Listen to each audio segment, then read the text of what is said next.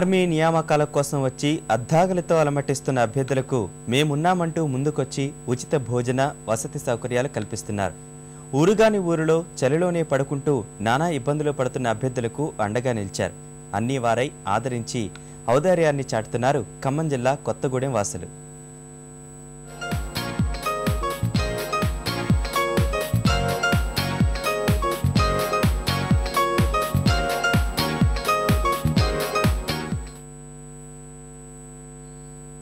ఖమ్మం జిల్లా కొత్తగూడెంలో ఈ నెల 2 నుంచి 7వ తేదీ వరకు ఆర్మీ ఉద్యోగాలకు ఎంపికలు జరుగుతున్నాయి. 10 జిల్లాల నుంచి దాదాపు 16,000 మంది అభ్యర్థులు వచ్చారు.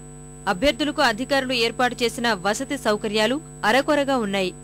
దూర ప్రాంతాల నుంచి వచ్చిన అభ్యర్థులు చెట్ల కింద ఫుట్పాత్ల పైన సేదదీరాల్సి వస్తోంది.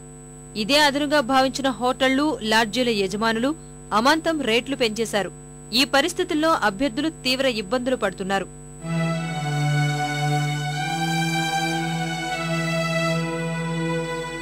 ఆర్మీ అభ్యర్థుల ఆగచాట్లు చూసి చలించిన కొత్తగూడెంకు చెందిన కొందరు వారికి ఉచిత భోజనం, వసతి కల్పించారు. సింగరేణి అధికారుల సంఘం, అయ్యప్ప స్వాములు, యూనియన్ల నేతలు స్వచ్ఛందంగా ముందుకొచ్చి అభ్యర్థులకు సౌకర్యాలు కల్పిస్తున్నారు. ఇక్కడ హోటల్లో భోజనం చేయడానికి వెళ్తే 50 రూపీస్ తీసుకుంటారు, కానీ ఆ కూరగాయలు బాగాలేవు, ఆ అన్నం గిట్లా బాగాలేదు.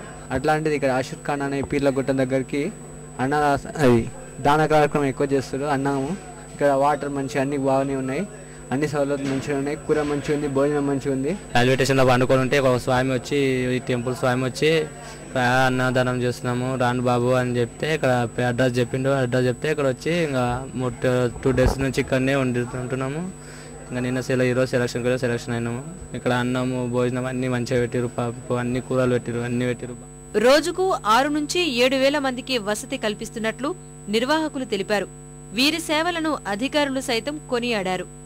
ఆర్మీ రిక్రూట్మెంట్ కోసము 10 జిల్లాల నుంచి జనాలు వచ్చిండ్రు. రిక్రూట్మెంట్ కోసము వచ్చిన వాళ్ళందరూ ఫుట్పాత్ల మీద, రైల్వే స్టేషన్లలో, బస్ స్టాండ్లలో పండుకుంటుంటే మాకు బాధ అనిపించి వాళ్ళందరినీ తీసుకొచ్చి మా షెడ్లో అందరినీ పండబెట్టి మళ్ళీ వాళ్ళందరికీ భోజనాల వసతి మా నాలే హైదర్ హజరత్ ఆషుర్ ఖాన్ కమిటీ తరఫు నుంచి భోజనాలు పెడుతున్నాం.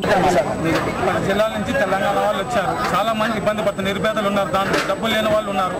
అందరికీ సాయం చేద్దామని చెప్పేసి కొంచెం తీసుకెళ్దామని చెప్పేసి చేస్తున్నాం. వీరు చేస్తున్న మానవతా సాయంపై నిర్వాహకుల్ని అంతా ప్రశంసలతో ముంచెత్తుతున్నారు.